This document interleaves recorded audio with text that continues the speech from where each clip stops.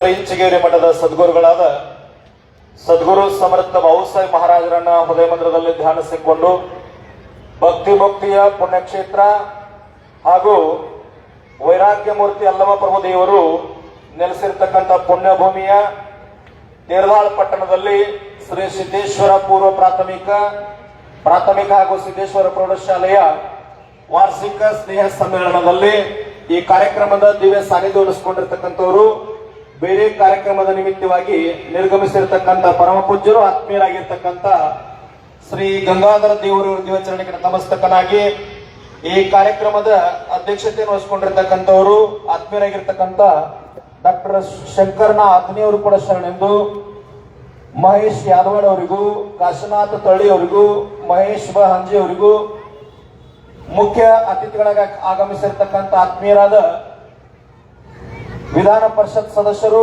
ಆತ್ಮೀಯರಾಗಿರ್ತಕ್ಕಂಥ ಮಾನ್ಯ ಶ್ರೀ ಹನುಮಂತ ನಿರಾಣಿ ಅವರು ಕೂಡ ಶರಣೆಂದು, ಅದೇ ರೀತಿಯಾಗಿ ಆತ್ಮೀಯರು ಮುಖ್ಯ ಅತಿಥಿಗಳಿಗೆ ಆಗಮಿಸಿರ್ತಕ್ಕಂಥ ಡಾಕ್ಟರ್ ದಯಾನಂದ ಹುದ್ದಾರ್ ಅವರು ಕೂಡ ಶರಣೆಂದು, ಬಿಟಿ ಪತ್ತಾರ್ ಗುರುಗಳಿಗೂ, ಎಲ್ಲ ಶಿಕ್ಷಕ ವೃಂದಕ್ಕೂ, ವೇದಿಕೆ ಮೇಲೆ ಆಸೀನರಾಗಿರ್ತಕ್ಕಂಥ ಅವರಿವರೇನದು ಎಲ್ಲ ಗಣ್ಯಮಾನ್ಯರು ಕೂಡ ಶರಣೆಂದು, ರೈತ ಸಂಘದ ರಾಜ್ಯ ಕಾರ್ಯಾಧ್ಯಕ್ಷರು ಆತ್ಮೀಯರಾಗಿರ್ತಕ್ಕಂಥ ಮಹೇಶ್ ಗೌಡ ಎಂ ಸುಬೇದಾರ್ ಅವರು ಕೂಡ ಶರಣೆಂದು, ರೈತ ಸಂಘದ ಯುವ ಘಟಕದ ರಾಜ್ಯ ಅಧ್ಯಕ್ಷರಾಗಿರ್ತಕ್ಕಂಥ ನಿತಿನ್ ಮೆಂಕರ್ ಅವರು ಕೂಡ ಶರಣೆಂದು, ಇಲ್ಲಿ ನೆರೆದಿರ್ತಕ್ಕಂಥ ತಮ್ಮೆಲ್ಲರ ಪಾದಗಳಿಗೂ ಶರಣಾರ್ಥಿಗಳು. ಬಂಧುಗಳೇ, ಬಹಳ ವಿಶೇಷ, ಬಹಳ ಖುಷಿ ಅನಿಸ್ತದ. ವಿಷಯದ ಆಳಕ್ಕೆ ಹೋಗೋಕ್ಕಿಂತ ಮುಂಚಿತವಾಗಿ ಈ ಕಾರ್ಡಿನೊಳಗ 4 ಮಹಾತ್ಮರ ಭಾವಚಿತ್ರವನ್ನು ಹಾಕಿರ್ತಾವೆಲ್ಲ. ಅಲ್ಲಮ ಪ್ರಭುದೇವರ ಭಾವಚಿತ್ರ ಹಾಕಿರಿ. ಇವತ್ತು ಜಗತ್ತು, ಭಾರತ ತಂತ್ರಜ್ಞಾನ ವಿಜ್ಞಾನದೊಳಗೆ ಬಹಳ ಮುಂದುವರೆದ. ಆದ್ರ ಅಲ್ಲಮ ಪ್ರಭುಗಳು ಹೇಳಿದಂಗ ಜಗತ್ತು ನಡಿಲಿಕ್ಕಂತ ಅವ್ರು ಏನ್ ಹೇಳ್ಯಾರ 12ನೇ ಶತಮಾನದೊಳಗ ಅಂತಂದ್ರ, ಕಂಡುದನ್ನೆಲ್ಲವ ಕಂಡು ಅಟ್ಟ ಹಾಸದಿ ಮೆರವ ಜನಕ್ಕೆ ಕಾಣದ ಜೀವಿಯು ಬಂದು ತಲ್ಲಣಿಸುವುದು ನೋಡು ಜಗವೆಲ್ಲ ಅಂತ ಹೇಳಿ 12ನೇ ಶತಮಾನದೊಳಗೆ ಬರೆದಿಟ್ಟಾರ. 20ನೇ ಶತಮಾನದೊಳಗೆ ಕೋವಿಡ್ ಬಂದ. ಜ್ಞಾನಿಗಳು, ಸಂತರು, ಶರಣರು, ಸೂಫಿಗಳು, ಬ್ರಹ್ಮಜ್ಞಾನಿಗಳು, ನಿತ್ಯ ಮುಕ್ತರು, ಜೈನೇತಿ ಮುನಿ ಮಹಾರಾಜರು ಏನ ಮೊದಲ ಕಾಲಜ್ಞಾನ ಆಗಲಿ, ವಚನ ಸಾಹಿತ್ಯ ಆಗಲಿ ಏನ ಬರೆದಿಟ್ಟಾರ ಅದರಂಗ ಜಗತ್ತು ನಡಲಿಕ್ಕದ.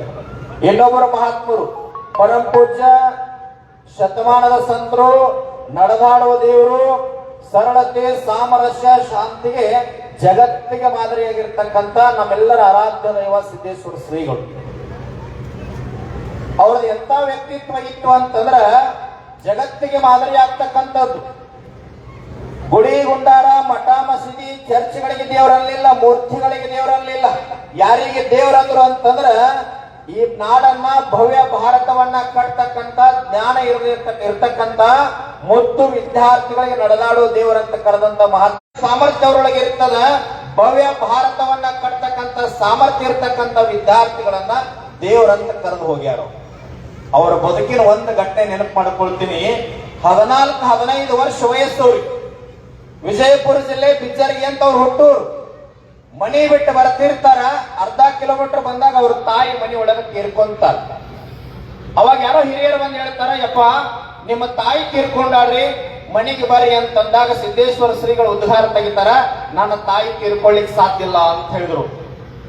ಇಲ್ರಿ ಬುದ್ಧಿ, ನಿಮ್ಮ ತಾಯಿ ತೀರ್ಕೊಂಡಳ, ಮನಿ ಒಳಗೆ ಐತ್ರಿ ಅಂತಂದಾಗ ನೀವ್ ಯಾರು ಬದುಕ್ಲಿಕ್ಕೆ ಸಾಧ್ಯ ಇಲ್ಲ ಅಂತ ಹೇಳಿದ್ರು. ಅವಾಗ ಊರಿನ ಹಿರಿಯರು ಅಂತಾರ, ಅಲ್ರಿ ಬುದ್ಧಿ, ನಿಮ್ಮ ತಾಯಿ ತೀರ್ಕೊಳ್ಳೋದಕ್ಕೂ ನಾವು ಬದುಕಲಿಕ್ಕೂ ಏನು ಸಂಬಂಧ, ಏನು ವಿಪರ್ಯಾಸ ಮಾತನಾಡ್ತಾ ಇದ್ದೀರಿ ಅಂತಂದಾಗ ಅವ್ರು ಹೇಳ್ತಾರ, ಜನ್ಮ ಕೊಟ್ಟಿರ್ತಕ್ಕಂಥ ತಾಯಿ ನನ್ನ ತಾಯಿ ಅಲ್ಲ, ನಮ್ಮ ನಿಮ್ಮೆಲ್ಲರನ್ನ ಹೊತ್ತು ಸಾಕಿ ಸಲ್ಲತಕ್ಕಂಥ ಭೂಮಿ ತಾಯಿ ನನ್ನ ತಾಯಿಗಳ. ಆ ತಾಯಿ ತೀರ್ಕೊಂಡ್ರೆ ನೀವೆಲ್ಲ ಹೆಂಗ್ ಬದುಕಲಿಕ್ಕೆ ಸಾಧ್ಯ ಅಂತ ಹೇಳ್ತಾರ. ಭೂಮಿ ತಾಯಿಗೆ ತಾಯಿ ಅಂತ ಕರೆದಿರತಕ್ಕಂಥ ಶಬ್ದ ಈ ಜಗತ್ತೊಳಗೆ ಯಾರೇ ಮಹಾತ್ಮರು ಬಳಕೆ ಮಾಡಿದ್ರೆ ಅದು ಸಿದ್ದೇಶ್ವರ ಶ್ರೀಗಳು ಮಾತ್ರ. ಇನ್ನೊಂದು ಭಾವಚಿತ್ರ ಸ್ವಾಮಿ ವಿವೇಕಾನಂದರು. ಬಹಳ ಖುಷಿ ಅನಿಸ್ತದ. 4ನೇ ತರಗತಿ ಶಾಲೆ ಒಳಗೆ ಇರ್ತಾರ. ನರೇಂದ್ರ ಅಂತ ಅವ್ರ ಮೂಲ ಹೆಸರು. ಶಾಲೆ ಒಳಗ ನಮ್ಮ ಬಿಟಿ ಪತ್ತಾರ್ ಗುರುಗಳಂಗ ಹೇಳ್ತಾರ ಅಂದ್ರೆ, ನಾಳೆ ವಿದ್ಯಾರ್ಥಿಗಳು ಯಾರ ಸ್ವರ್ಗದ ಮಣ್ಣ ತರ್ತೀರಿ ಅಂತ ಕೇಳ್ತಾರ. 500 ಜನ ವಿದ್ಯಾರ್ಥಿಗಳು ಇರ್ತಾರೆ, ಯಾರೂ ತರುವುದಿಲ್ಲ. ಆದ್ರ ನರೇಂದ್ರ ಸ್ವಾಮಿ ವಿವೇಕಾನಂದರು ಬೆಳಗಿನ ಜಾವ ಪರಿಶುದ್ಧವಾಗಿರ್ತಕ್ಕಂಥ ಬಟ್ಟೆ ಒಳಗೆ ಮಣ್ಣು ಕಟ್ಕೊಂಡು ಬಂದಿರ್ತಾರ. ಮುಖ್ಯ ಶಿಕ್ಷಕರಿಗೆ ಎದುರಿಗೆ ಹಿಡಿದು ಹೇಳ್ತಾರ, ಸರ್ ನಾನು ಸ್ವರ್ಗದ ಮಣ್ಣು ತಂದೇನ್ರಿ, ತಗೊಳ್ರಿ ಅಂತ ಹೇಳಿದ್ರು. ಅಲ್ಲಪ್ಪ ನರೇಂದ್ರ, ನೀನ್ ಯಾವಾಗ ಸ್ವರ್ಗಕ್ಕೆ ಹೋಗಿ ನಿನಗೆಲ್ಲಿ ಮನಸ್ಸಿತ್ತು, ಸ್ವರ್ಗದ ಮಣ್ಣು ಎಲ್ಲಿಂದ ತಂದೆ ಅಂತಂದಾಗ ಸ್ವಾಮಿ ವಿವೇಕಾನಂದ ಹೇಳ್ತಾರೆ, ಸರ್ ತಾವ ಹೇಳಿದ್ರಲ್ಲ ತಂದೆ ತಾಯಿನ ದೇವ್ರಂತ ಹೇಳಿರಿ, ತಂದೆ ತಾಯಿ ದೇವ್ರಂತಂದಾಗ ದೇವರಿರೋ ಸ್ಥಳನ ಸ್ವರ್ಗ ಅಂದಿರಿ, ನನ್ನ ತಂದೆ ತಾಯಿ ಪಾಲಿಟ್ಟಿರ್ತಕ್ಕಂಥ ಕಾಲ ಕೆಳಗಿನ ಮಣ್ಣು ತಂದಿನಿ ಸರ್, ಸ್ವರ್ಗದ ಮಣ್ಣದ ತಗೊಳ್ರಿ.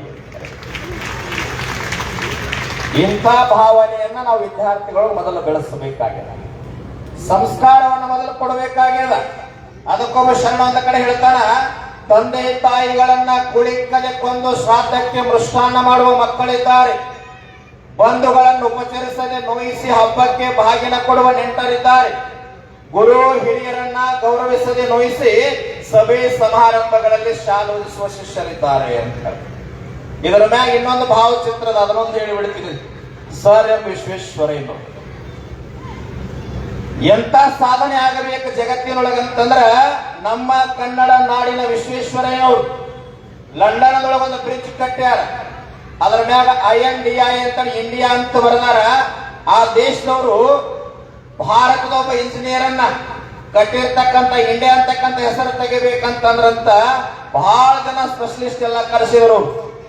ಒಂದೇ ಕಲ್ಲನ್ನ ಅಲಗಾಡ್ಸ್ಲಿಕ್ಕೆ ಹೋದ್ರೆ ಇಡೀ ಡ್ಯಾಮ್ ಎಲ್ಲ ಬೀಳ್ತಿತ್ತಂತ. ಅಂತ ಸಾಮರ್ಥ್ಯದ ತಂತ್ರಜ್ಞಾನ ಜ್ಞಾನ ಇರ್ತಕ್ಕಂಥ ಇಂಜಿನಿಯರ್ ಓದಿರ್ತಕ್ಕಂಥ ದೇಶ ಯಾವ್ದಂದ್ರೆ ಭಾರತ. ಕಟ್ಟಬೇಕು ನಾವು, ಏನ ಕಟ್ಟಬೇಕು? ಭವ್ಯ ಭಾರತವನ್ನ ಕಟ್ಟಬೇಕಾದ್ರೆ ಶ್ರೀಮಂತಿಕೆಯಿಂದ ಕಟ್ಲಿಕ್ಕೆ ಸಾಧ್ಯ ಇಲ್ಲ, ಅಧಿಕಾರದಿಂದ ಕಟ್ಲಿಕ್ಕೆ ಸಾಧ್ಯ ಇಲ್ಲ, ಹಣದಿಂದ ಕಟ್ಲಿಕ್ಕೆ ಸಾಧ್ಯ ಇಲ್ಲ. ಯಾರಿಂದ ಕಟ್ಲಿಕ್ಕೆ ಸಾಧ್ಯದ ಅಂತಂದ್ರ 50-60 ವರ್ಷ ಮುಂದಿನ ಭವಿಷ್ಯತ್ತಿನ ಗುರಿ ಇಟ್ಕೊಂಡು ಯುವಕರನ್ನ ವಿದ್ಯಾರ್ಥಿಗಳನ್ನ ತಯಾರು ಮಾಡಿದ್ರೆ ಭವ್ಯ ಭಾರತವನ್ನು ಕಟ್ಲಿಕ್ಕೆ ಸಾಧ್ಯದ. ಅದಕ್ಕಾಗಿ ಬಹಳ ಜನ ನಮ್ಮಲ್ಲಿ ಮಾತಾಡ್ತಿರ್ತೀವಿ ನಾವು, ಸ್ವಾಮಿ ವಿವೇಕಾನಂದ್ರ ಹಂಗ, ಸಂಗೊಳ್ಳಿ ರಾಯಣ್ಣ ಹಿಂಗ, ಬಸವಣ್ಣ ಹಿಂಗ, ಚೆನ್ನಮ್ಮ ಹಿಂಗ, ಕನಕದಾಸರ ಹಿಂಗ ಹೋರಾಟ ಮಾಡಬೇಕು, ಅದು ಮಾಡಬೇಕು, ಬಾಜು ಮನ್ಯಾಗ ರಾಯಣ್ಣ ಹುಟ್ಲಿ, ಬಾಜು ಮನ್ಯಾಗ ಸ್ವಾಮಿ ವಿವೇಕಾನಂದ ಹುಟ್ಲಿ, ಈ ಭಾವ ಬೇಡ. ಎಲ್ಲರ ಮನೆಯೊಳಗೆ ಸ್ವಾಮಿ ವಿವೇಕಾನಂದ ಹುಟ್ಲಿ, ಎಲ್ಲರ ಮನೆಯೊಳಗೆ ರಾಯಣ್ಣ ಹುಟ್ಲಿ, ಚೆನ್ನಮ್ಮ ಹುಟ್ಲಿ, ಎಲ್ಲರೊಳಗೂ ಹೋರಾಟದ ಕಿಚ್ಚನ್ನ ಹತ್ತಕ್ಕಂತ ತಾಕತ್ತಿ ಭೂಮಿ ಕೆಲೆ ಮ್ಯಾಗ ಯಾರದಂದ್ರ ತಯಾರು ಮಾಡೋ ತಾಕತ್ ಯಾರಿಗದಂದ್ರ ಶಿಕ್ಷಕರಿಗೆ ಮಾತ್ರ ತಾಕತ್ತ. ಅದಕ್ಕ ಡಾಕ್ಟರ್ APJ ಅಬ್ದುಲ್ ಕಲಾಂ ಅವ್ರು ಹೇಳ್ಯಾರ, ನಾವು ಯಾರಿಗೆ ಗೌರವ ಕೊಡಬೇಕು ಅಂತಂದ್ರ ಪ್ರಾಥಮಿಕ ಶಾಲೆಯೊಳಗೆ ಕಲಿಸಿರ್ತಕ್ಕಂಥ ಶಿಕ್ಷಕರಿಗೆ ಗೌರವ ಕೊಡಬೇಕು, ಸೈನಿಕರಿಗೆ ಗೌರವ ಕೊಡಬೇಕು, ಈ ಜಗತ್ತಿಗೆ ಅನ್ನ ಹಾಕಿ ಜೀವಂತಿಟ್ಟಿರ್ತಕ್ಕಂಥ ರೈತರಿಗೆ ಮಾತ್ರ ನಾವು ಗೌರವ ಕೊಡಬೇಕು. ನಾ ಬಹಳ ವಿಷಯದ ಅಳಕ ಹೋಗಲ್ಲ, ಇನ್ನು ಬಹಳ ಜನ ಮಾತನಾಡೋರು ಇದ್ದಾರೆ. ಸಾಮಾನ್ಯವಾಗಿ ನಮ್ಮ ಹಣ, ನಮ್ಮ ಅಧಿಕಾರ ಜ್ಞಾನಕ್ಕಾಗಿ, ಭವಿಷ್ಯತ್ತಿಗಾಗಿ ಬಳಕೆ ಆಗಬೇಕು. ಮದನ್ ಮೋಹನ್ ಮಾಳವೀಯ ಅಂತೇಳಿ ಕಾಶಿಯೊಳಗೆ ಗ್ರಂಥಾಲಯ ಕಟ್ಟಬೇಕಂತ ಮಾಡಿರ್ತಾರ, ಎಲ್ಲ ಕಡೆ ಪಟ್ಟಿ ಮಾಡ್ತಾರ. ಒಬ್ಬ ಶ್ರೀಮಂತನ ಮನೆ ಮುಂದೆ ಹಾದು ಹೋಗುವಾಗ ಅವನ ಹತ್ರ ಪಟ್ಟಿ ಕೇಳಬೇಕನ್ನೋದ್ರೊಳಗೆ ಶ್ರೀಮಂತ ತನ್ನ ಮಗ ಜಾತ್ರೆ ಒಳಗೆ 50 ರೂಪಾಯಿ ಚಪ್ಪಲಿ ಕಳ್ಕೊಂಡು ಬಂದಾನಂತೇಳಿ ಕೋಲ್ ತಗೊಂಡು ಮಗನ್ ಹೊಡಿತಿರ್ತಾನ. ಅವಾಗ ಮದನ್ ಮೋಹನ್ ಮಾಳವೀಯ ಅವ್ರಿಗೆ ವಿಚಾರ ಬರ್ತದ, ತನ್ನ ಮಗನ 50 ರೂಪಾಯಿ ಚಪ್ಪಲಿಗಾಗಿ ಹೊಡ್ಯಾಕತ್ತಾನ, ನನಗೆ ನೀವು ಪಟ್ಟಿ ಕೊಡ್ತಾನ, ತೆರಿಗೆ ಕೊಡ್ತಾನ ಅಂತೇಳಿ ಮನಿ ದಾಟಿ ಹೋಗೋದ್ರೊಳಗೆ ಶ್ರೀಮಂತ ನೋಡುತ್ತ. ಭಾರತ ರತ್ನ ದಿವಂಗತ ಮದನ್ ಮೋಹನ್ ಮಾಳವೀಯ ಅವರು ನನ್ನ ಮನೆ ಮುಂದೆ ಬಂದಾರಂದ್ರೆ ಏನೋ ವಿಶೇಷದ ಅಂತ ಕೈ ಹಿಡ್ಕೊಂಡು ಒಳಗೆ ಕರ್ಕೊಂಡು ಹೋಗ್ತಾನ. ಸರ್ ನೀವ್ ಎದಕ್ ಬಂದಿರಿ ಹೇಳ್ರಿ ಅಂತಂದಾಗ ಹೇಳ್ತಾರ, ಗ್ರಂಥಾಲಯ ಕಟ್ಟಬೇಕಂತ ಮಾಡಿದ್ದೀರಿ, ಪಟ್ಟಿ ಮಾಡ್ತಾ ಇದ್ದೆ, ನಿಮ್ ಮನೆ ಮುಂದೆ ಹಂಗ ಸುಮ್ಮ ಹಾದು ಹೊಟ್ಟೀನ್ರಿ ಅಂತಂದಾಗ ಶ್ರೀಮಂತಂತನ ಬಹಳ ಒಳ್ಳೆ ಕೆಲಸ ಮಾಡಿದ್ರಿ, ಒಂದ್ 2 ನಿಮಿಷ ಕೂತ್ಕೊಡ್ರಿಪ್ಪ ಅಂತ ಕೂಡಿಸಿ ಒಳಗ ಮನಿ ಒಳಗ ಹೋಗಿ 25 ಲಕ್ಷ ರೂಪಾಯಿ ಚೆಕ್ ಬರೆದು ಮದನ್ ಮೋಹನ್ ಮಾಳವೀಯ ಅವ್ರ ಕೈಯೊಳಗಿಡ್ತಾನವ. ಅವಾಗ ಭಾರತ ರತ್ನ ದಿವಂಗತ ಮದನ್ ಮೋಹನ್ ಮಾಳವೀಯರಿಗೆ ಆಶ್ಚರ್ಯ ಆಗ್ತದ, ಸರ್ 50 ರೂಪಾಯಿ ಚಪ್ಪಲಿ ಕಳೆದ ಕೈ ನಿಮ್ ಮಗನ್ ಹೊಡ್ಯಾಕತ್ತೀರಿ, ನನಗೆ 25 ಲಕ್ಷ ರೂಪಾಯಿ ಚೆಕ್ ಕೊಟ್ಟಿರಲ್ರಿ ಅಂತಂದಾಗ ಶ್ರೀಮಂತ ಹೇಳ್ತಾನ, ಆದ್ರೆ ನೀವು ಮಾಡ್ತಕ್ಕಂತ ಕೆಲಸ ಸಾಮಾನ್ಯ ಅಲ್ಲ. India is not a piece of world ಅಂತ ಹೇಳ್ತಾರ. ಜಗತ್ತಿವತ್ತು ಭಾರತ ಜಗತ್ತಿನೊಳಗೆ ಯಾಕೆ ಅಧ್ಯಾತ್ಮದ ಶಕ್ತಿ ಆಗಿದೆ ಅಂದ್ರೆ ನಮ್ಮಲ್ಲಿ ಇರ್ತಕ್ಕಂಥ ಜ್ಞಾನದಿಂದ. ಅಂತ ಜ್ಞಾನದ ಗ್ರಂಥಾಲಯ ಕಟ್ಟಾಕ್ ಕೊಟ್ಟಿರಿ ಅಂದ್ರೆ ಜಗತ್ತು ಬೆಳತಕ್ಕಂಥ ಜ್ಞಾನವನ್ನ ಗ್ರಂಥಾಲಯದೊಳಗೆ ಇಡಕತ್ತೀರಲ್ಲ, ನಿಮ್ಮ ಕೆಲಸ ಶ್ರೇಷ್ಠದ ತಗೊಳಿಸ್ತಾರೆ 25 ಲಕ್ಷ ರೂಪಾಯಿ. ಜಗತ್ತು ಹೆಂಗ ಕಟ್ಟ್ಯಾರ ಹಿಂದಿನವ್ರ ಅಂತಂದ್ರ ಜ್ಞಾನದಿಂದ, ಅಧ್ಯಾತ್ಮದಿಂದ, ಸಂಸ್ಕಾರದಿಂದ, ಸಾಮಾಜಿಕ ಕಳಕಳಿಯಿಂದ, ಚಿಂತನೆಗಳಿಂದ ಕಟ್ಟ್ಯಾರ. ಇದನ್ನ ನಾವು ಬರೀ ಇವತ್ತು ಉಳಿಸ್ಕೊಂಡು ಹೋಗಬೇಕಾಗಿದೆ. ತುಮಕೂರಿನ ಸಿದ್ಧಗಂಗಾ ಮಠ ತಾವೆಲ್ಲ ಕೇಳಿರಿ, ಸೊಲ್ಲಾಪುರದ ಒಬ್ಬ ಭಕ್ತ ಬಂದಿದ್ದ, ಬಹಳ ದೊಡ್ಡ ಶ್ರೀಮಂತವ. 10 kg ಮೀಸಲು ತುಪ್ಪ ತಗೊಂಡು ಬಂದಿದ್ದ. ಅಪ್ಪವ್ರ ಒಳಗೆ ಲಿಂಗ ಪೂಜೆ ಮಾಡ್ಕೊಳ್ತಾ ಇದ್ರು. ತುಪ್ಪವನ್ನ ಹೊರಗಡೆ ಇಟ್ಟು ಅಪ್ಪವ್ರ ಪೇಟೆಗ ಒಳಗೆ ಹೋಗ್ತಾನ. ಹೊರಗೆ ಬರೋದ್ರಾಗ ಏನಾಗಿತ್ತಾರ, ಮಧ್ಯಾಹ್ನದೊಳಗ ಮಕ್ಕಳ ಶಾಲೆಗೆ ಮಧ್ಯಾಹ್ನದ ಊಟಕ್ಕೆ ಬಿಟ್ಟಿತ್ತು. ಎಲ್ಲಾ ವಿದ್ಯಾರ್ಥಿಗಳು ತುಪ್ಪವನ್ನ ನೋಡಿ ಬಿಸಿ ಅನ್ನದೊಳಗೆ ಹಾಕೊಂಡು ಎಲ್ಲಾ ತುಪ್ಪವನ್ನ ತಿಂದು ಬಿಡುತ್ತಾರೆ. ಸೊಲ್ಲಾಪುರದ ಭಕ್ತ ಹೊರಗೆ ಬಂದ ಡಬ್ಬಿ ನೋಡ್ತಾನ, ತುಪ್ಪ ಖಾಲಿಯಾಗಿ. ಅವಾಗ ಸಿದ್ಧಗಂಗಾ ಶ್ರೀಗಳಿಗೆ ಹೇಳ್ತಾನ, ಯಪ್ಪ ಮಿಸಲು ತುಪ್ಪ ತಗೊಂಡು ಬಂದಿದ್ದೆ, ನನ್ನ ಭಕ್ತಿ ಎಲ್ಲ ವ್ಯರ್ಥ ಆಗಿ ಹೋಯ್ತ್ರಿ, ತುಪ್ಪ ಎಲ್ಲ ನಿಮ್ಮ ಮಠದ ವಿದ್ಯಾರ್ಥಿಗಳು ತಿಂದು ಬಿಟ್ಟಾರ್ರಿ ಅಂತಂದವ. ಅವಾಗ ತುಮಕೂರಿನ ಸಿದ್ಧಗಂಗಾ ಶ್ರೀಗಳ ಉದ್ಗಾರ ತೆಗಿತಾರ, ನಿನ್ನ ಭಕ್ತಿ ನಿನ್ನ ತುಪ್ಪ ವ್ಯರ್ಥ ಆಗಿಲ್ಲಪ್ಪ, ದೀಪಕ್ಕೆ ಹಾಕಿದರೆ 8-10 ದಿನ ಉರಿದು ಆರಿ ಬೆಳಿಗ್ಗೆ ಹೋಗ್ತಾ ಇತ್ತು. ಆದ್ರ ನಿನ್ನ ಭಕ್ತಿ ನಿನ್ನ ತುಪ್ಪ ಯಾಕೆ ವ್ಯರ್ಥ ಆಗಿಲ್ಲ ಅಂದ್ರ, ಬೆಳಗತಕ್ಕಂತ ಆರದೇ ಇರ್ತಕ್ಕಂಥ ವಿದ್ಯಾರ್ಥಿಗಳ ತಿಂದಾರಪ್ಪ, ಸಾಯು ಮಠ ಯಾವತ್ತು ನಿನ್ನ ದೀಪ ಬೆಳಗ್ತದ, ಜ್ಞಾನದ ಜ್ಯೋತಿಯಾಗಿ ನಿನ್ನ ತುಪ್ಪ ವ್ಯರ್ಥ ಆಗಿಲ್ಲ, ಭಕ್ತಿ ಉಳಿತದ ಬೆಳೀತದ. ಹಿಂಗಾಗಬೇಕಾಗ್ಯದ ನಮ್ದು. ಬಹಳಷ್ಟು ವಿಷಯದ ಆಳಕ್ಕೆ ಹೋಗುವುದಿಲ್ಲ. ಡಾಕ್ಟರ್ BR ಅಂಬೇಡ್ಕರ್ ಅಂತ ಹೇಳಿ ಎಷ್ಟೋ ವರ್ಷ ಆದ್ರೂ ಯಾಕೆ ನಮ್ಮೊಳಗ ಜೀವಂತದಾರ. ಇವತ್ತ ಧರ್ಮ, ಮಠ ಮಂದಿರ, ರಾಜ್ಯ, ಜಿಲ್ಲೆ, ತಾಲೂಕು, ಊರು ಎಲ್ಲಕ್ಕೂ ಒಂದೊಂದು ಗ್ರಂಥ ಅದಾವ. ಆದ್ರೆ ಇಡೀ ಭಾರತದೊಳಗ ಪ್ರತಿಯೊಬ್ಬರು ಅನುಕರಣೆ ಮಾಡಿ ಅದರಂಗ ನಡೀತಕ್ಕಂಥ ಶ್ರೇಷ್ಠವಾಗಿರ್ತಕ್ಕಂಥ ಗ್ರಂಥ ಕೊಟ್ಟು ಡಾಕ್ಟರ್ BR ಅಂಬೇಡ್ಕರ್ ಸಂವಿಧಾನ ಕೊಟ್ಟು ಹೋಗ್ಯಾರ. 53,000 ಗ್ರಂಥಗಳನ್ನ ಬರೆದಾರ ಅವ್ರು. ಯಾವ ಪುಟದೊಳಗೆ ಏನದ ಅಂತ ಕೇಳಿದ್ರು ಸಹಿತ ಗ್ರಂಥ ಹಿಡಿಲಾರ ಹೇಳುವಂತ ಜ್ಞಾನಿ. ಬ್ಯಾರಿಸ್ಟರ್ ಪದವಿ ಇತ್ತು. ಅವ್ರು ಒಂದು ಘಟನೆ ನೆನಪು ಮಾಡ್ಕೊಳ್ತೀನಿ. ಸ್ವತಂತ್ರ ಹೋರಾಟದ ನಂತರದಲ್ಲಿ ಕೋರ್ಟಿನೊಳಗೆ ವಾದ ಮಾಡ್ತಾ ಇರ್ತಾರ. ಮಧ್ಯಾಹ್ನ 1 ಗಂಟೆ ಸಮಯಕ್ಕೆ ಯಾರೋ ಒಂದು ಚೀಟಿ ತಂದು ಕೊಡ್ತಾರ. ಅದನ್ನು ಓದಿ ಮತ್ತೆ ಜೈಲಿನೊಳಗೆ ಇಟ್ಕೊಂಡು ವಾದ ಮಾಡ್ಲಿಕ್ಕೆ ಪ್ರಾರಂಭ ಮಾಡ್ತಾರ. ಅವಾಗ ಬ್ರಿಟಿಷ್ ನ್ಯಾಯವಾದಿ ಕೇಳ್ತಾನೆ, ಸರ್ ಏನೋ ಒಂದು ಚೀಟಿ ಬಂತಲ್ಲ, ಏನಿತ್ತು ಅದ್ರಾಗಂದ ಡಾಕ್ಟರ್ BR ಅಂಬೇಡ್ಕರ್ ಹೇಳ್ತಾರ, ಸರ್ ನನ್ನ ಧರ್ಮ ಪತ್ನಿ ತೀರಿ ಹೋಗಿದಾಳ, ಸುದ್ದಿ ಬಂತು, ಅದನ್ನು ಓದಿ ಜೇಬಿನೊಳಗೆ ಇಟ್ಟುಕೊಂಡೆ ಸರ್. ಅವಾಗ ಬ್ರಿಟಿಷ್ ನ್ಯಾಯವಾದಿ ಅಂತಾನ, ಸರ್ ನನ್ನ ಧರ್ಮ ಪತ್ನಿ ತೀರಿದ ಸುದ್ದಿ ಏನಾದ್ರು ನನಗೆ ಬಂದಿದ್ರೆ ಮನೆಗೆ ಹೋಗ್ತಾ ಇದ್ದೆ, ನೀವೇ ಕಿಲ್ಲಿಯಾಗಿರಿ ಸರ್, ವಾದ ಯಾಕೆ ಮಾಡ್ತಾ ಇದ್ದೀರಿ ಅಂತಂದಾಗ ಡಾಕ್ಟರ್ BR ಅಂಬೇಡ್ಕರ್ ಹೇಳ್ತಾರೆ, ಸರ್ ನನ್ನ ಧರ್ಮ ಪತ್ನಿ ತೀರಿ ಹೋಗ್ಯಾಳ, ನಾನು ಹೋದ್ರೆ ವಾಪಸ್ಸೇನು ಜೀವಂತ ಆಗಿ ಬರೋದಿಲ್ಲ. ಅದರನ್ನ ಯಾಕೆ ವಾದ ಮಾಡಕತ್ತೀನಿ ಅಂದ್ರ, ಸ್ವತಂತ್ರ ಹೋರಾಟದೊಳಗೆ ಗಟ್ಟಿಯಾಗಿ ಕೆಚ್ಚದೆಯಿಂದ ಸ್ವತಂತ್ರಕ್ಕಾಗಿ ಹೋರಾಟ ಮಾಡಿರ್ತಕ್ಕಂಥ 47 ಜನ ಹೋರಾಟಗಾರರು ಕಟಕಟೆಯೊಳಗೆ ನಿಂತಾರ. ನಾವು ವಾದ ಮಾಡದಿದ್ರೆ ಗಲ್ಲಿಗೆ ಹೋಗ್ತಾರ, ಅವ್ರು ಉಳಿಸ್ಕೋಬೇಕಾಗಿ ಸರ್, ಅದಕ್ಕೆ ವಾದ ಮಾಡ್ತಾ ಇದ್ದೀನಿ ಅಂತ. ಅವಾಗ ಬ್ರಿಟಿಷ್ ನ್ಯಾಯವಾದಿ ಅಂತಾನ, ಎಂತ ದೇಶಾಭಿಮಾನ ಸರ್ ನಿಮ್ದು, ಯಾವುದೋ ವಾದ ಬೇಡ, ತರ್ಕ ಬೇಡ, 47 ಜನ ಹೋರಾಟಗಾರ ನಿರಪರಾಧಿ ಅಂತ ಆ ಕ್ಷಣ ಬಿಡುಗಡೆ ಮಾಡಿದ್ದಾರೆ. ಬಂಧುಗಳೇ, ಎಲ್ಲ ಶಿಕ್ಷಣದ ಬಗ್ಗೆ ಹೇಳದೆ ಕೊನೆ ಒಂದು ಕಾಲಜ್ಞಾನದ ಒಂದು ಮಾತು ಹೇಳ್ತೀನಿ ಸಂದರ್ಭ. ಬಹಳಷ್ಟು ಜ್ಞಾನಿಗಳ ಕಾಲಜ್ಞಾನ ಬರೆದಾರ. ವಿದ್ಯಾವಂತಿರೋ ಮಕ್ಕಳಿರ, ಭೂಮಿ ಎದ್ದೆದ್ದು ಬಡದಿತ್ತೋ ಮಕ್ಕಳಿರ, ಹತ್ತುಕ್ಕಾಗಿ ಹರ್ಕೊಂಡು ತಿನ್ನುವ ದಿನಮಾನಗಳು ಬರ್ತಾವ ಬಲು ಎತ್ತರ, ರೊಕ್ಕಲ ಗಡಿಗೆ ಹೊತ್ತೊಯ್ಯುವಾಗ ಬಿಕ್ಕಿ ಬಿಕ್ಕಿ ಹತ್ತಿರೋ ಮಕ್ಕಳಿರ ಅಂತ ಹೇಳ್ತದ ಕಾಲಜ್ಞಾನ. ಉಳುವಿ ಚೆನ್ನಬಸವಣ್ಣವ್ರು ಹೇಳ್ತಾರ, ಉಳುವಿಯ ಚೆನ್ನನು ಕಲಿಯುಗದಲ್ಲಿ ಹುಟ್ಟಿ ಬರುವಾಗ ಜೊಳ್ಳ ಜೊಟ್ಟೆಲ್ಲ ಹಾರಿ ಹೋಗಿ ಗಟ್ಟಿ ಕಾಳಷ್ಟ ಉಳಿತಾವಂತ ಹೇಳ್ಯಾರ. ಅಲ್ಲಂ ಪ್ರಭುಗಳ ಆಶೀರ್ವಾದದಿಂದ ಕೋವಿಡ್ ನಿಮಗ ನಮಗ ಏನೂ ಆಗ್ಲಾರ್ದ ಜೀವಂತ ಅಂದ್ರೆ ನಾವೆಲ್ಲ ಗಟ್ಟಿ ಕಾಳ ಅದೀವಿ. ಆದ್ರೆ ನಾವು ಹೆಂಗಿರಬೇಕು, ಒಂದು ಸಣ್ಣ ಮಾತು, ನಾವೇನು ಬೇಡಬೇಕು ಏನು ಕೇಳಬೇಕಂತಂದ್ರ ಈ ಸಂದರ್ಭದೊಳಗ ಅದು ಸೂಕ್ತ ಅಂತ ಅನ್ಸೋದಲ್ಲ, ಆದ್ರೂ ಹೇಳ್ತೀನಿ. ಮನೆ ಗತ್ತರಿಗೆ ಭಾಗ್ಯವಂತಿ ದೇವಸ್ಥಾನ ಅಂತ ತಾವೆಲ್ಲ ಕೇಳಿರಿ.